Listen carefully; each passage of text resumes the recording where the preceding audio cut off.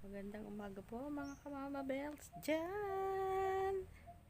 Nandito po si Mama Bells o maglilinis po ako ng paligid namin. Magwawalis si Mama Bells. Ito ang simpleng ehersisyo ni Mama Bells. Medyo malamig po ngayon dito sa amin sa bundok. Samahan niyo po ako. Yan muna po kayo ha. Kita niyo pa si Mama Bells dito. Tagilid yata kayo. Saglit lang. Ayan. Tanaw mo naman si Mama Bells. Maglilinis.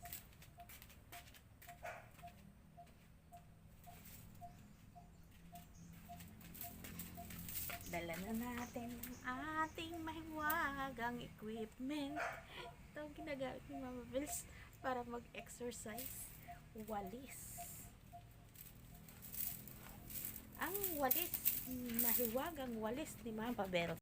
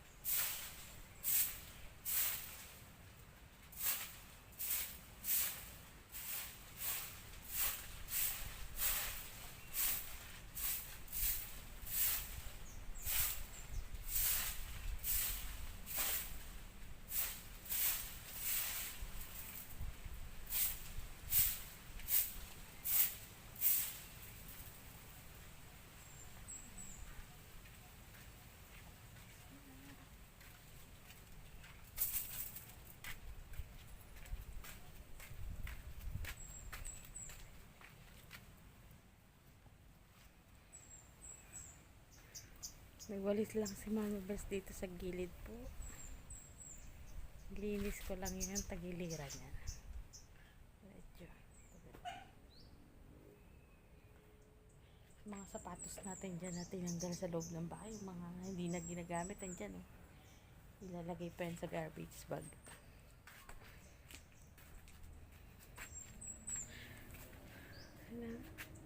Ano pong paligid natin? Oh. Ang ganda ng paligid. Ayan o. Puno po dito sa amin. Ayan ang aking halaman. Kita niyan. Yung mga halaman na yan. Berding berde. Papakita ko sa inyo. Tingnan nyo naman itong puno na ito. Ang dami ng bulaklak po. Tingnan nyo oh. Ayan oh. Daming bulaklak oh. Meron silang mga spring blossom. Mayroon din tayo dito mga blossom. Oh, ayan oh. Kita nyo yan. Meron din si Mama Bells dyan.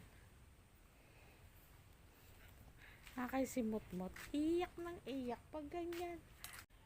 Kita nyo yan. Oh, bulaklak yan.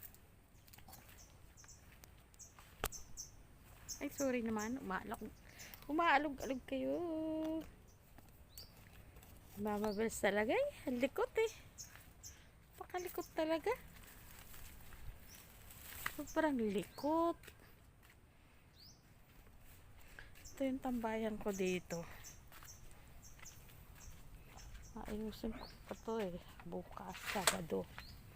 Maraming dapat ayusin si Mama Bells dito. Sa tambayan.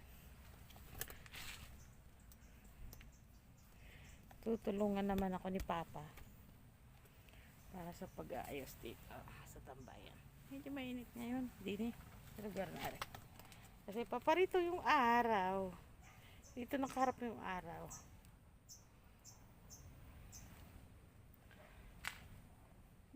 Umiiyak ang aking si Mutmut. Silipin ko nga sa loob ng bahay ang aking mga alaga.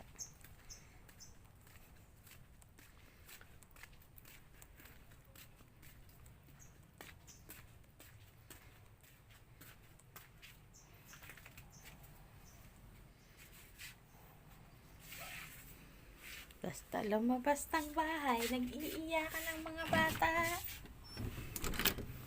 Ayaw nang hindi sasamahan.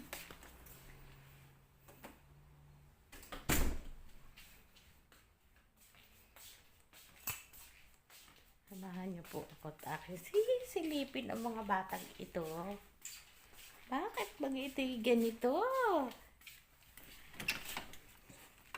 Doon sa loob. Huwag nang lumabas. Ayan, nag-iiyakan ng mga bata eh.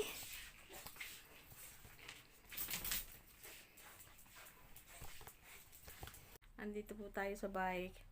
Naiwan na namang mag-isa si Mama Bells kasi mga nagsipasok sa office ang mga kasama ko.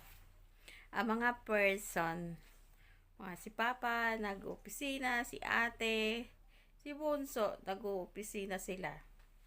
Kaya si Mama Bells naiwan. Ang mga kasama ni Mama Bells eto. Yan, yung bata na yan. Nasaan na yung isa? Nagtago na yung isa. Yung isa nasa ilalim na ng higaan. Nagtago. Papakita ko sa inyo si Choco nasa.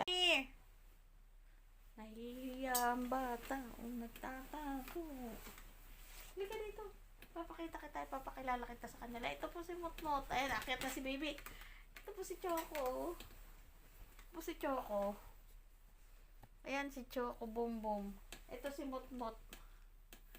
Ayan o, mga alaga ko. Araw-araw, yan ang mga kasama ko. Baby, marap ka naman. Magpakita ka sa camera. Yan o. Ay, suplado. Suplado talaga po si baby sa camera. Alsan na nga natin. Nilabas po kasi sila. Kaya merong mga ganito sa leeg. Kasi gusto nila, nilalakad-lakad sila. Tignan mo, hinahabol-habol pa. Itong isang ito din, nandito pa din sa leeg ang ano niya. Baby, huwag mo na munang gamitin to ha.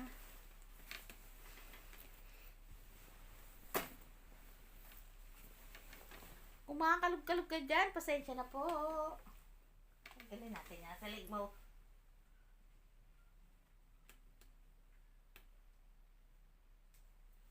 Kasi po, itong maya't maya, gusto nila ilalakad. Minsan hindi makaumpisa-umpisa si Mama Bell sa paglilinis, sa mga gagawin kasi ang mga bata gusto lagi sila. Ang attention ko lagi nasa kanila. Pag ganitong walang magbabantay o walang mag-aalaga sa mga bata, ako talaga mag-aapunan yan. Alagang bata, alagang ng bata. Sila po ang bata dito eh. Yan dalawang yan.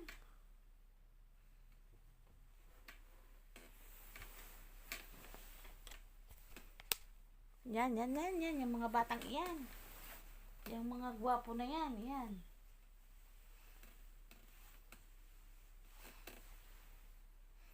Bibi, si mama ay magtitiklop pa ng mga damit.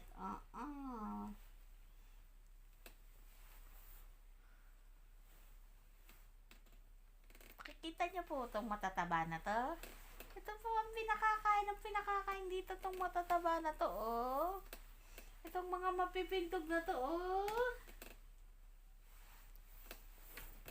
Dapat nagtatrabaho na kayong dalawa. Magtrabaho na kayong dalawa. Mag-opisina na din kayo para magsusulit din kayo kay mama. Tingnan nyo naman, ganyan lang ang trabaho niyan. Yan, oh.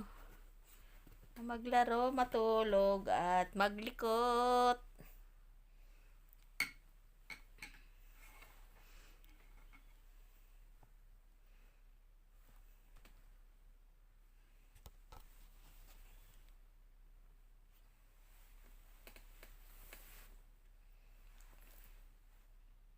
Magtititigan na lang tayo.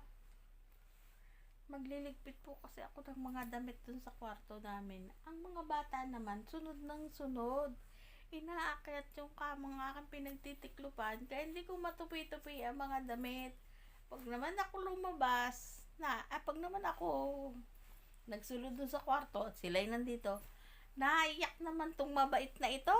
Ayan, itong mabait na ito, habol na habol po to. Naiyak po to. Gusto niya lagi siyang kasama. Mga naakyat naman, dinadaganan yung tupiin kong damit. Hindi ako makapagtupi nang walang magbabantay sa kanila.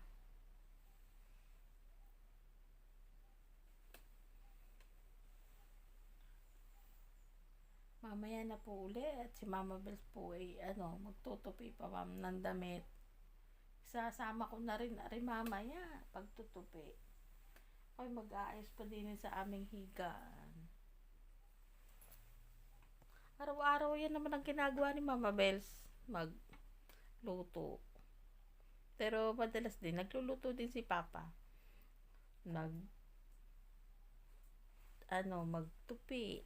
Yun, nagtutupi-tupi, nagtutulong kami ni Papa magtupi. O madalas siya din nagtutupi. Ayun, naglaba ako kahapon. Inagis lang naman sa washing machine. Ganun lang. Hindi naman siya mahirap na trabaho. Ganun ang mga simpleng ehersisyo ni Mama Bells. Araw-araw ang trabaho ng mga ina ng tahanan.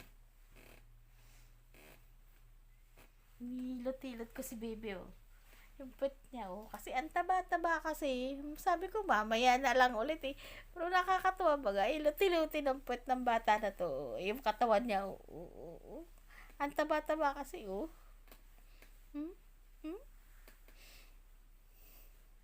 Hilot-hilotin ang batang mataba. Shih Tzu po yan. Pero pagka laki-laking Shih Tzu, ang taba-tabang Shih Tzu niyan. Bakit magaganyan yan?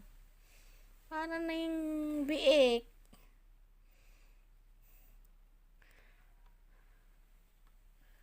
Pwede na po yung ilitsyon. Ay naku, hindi.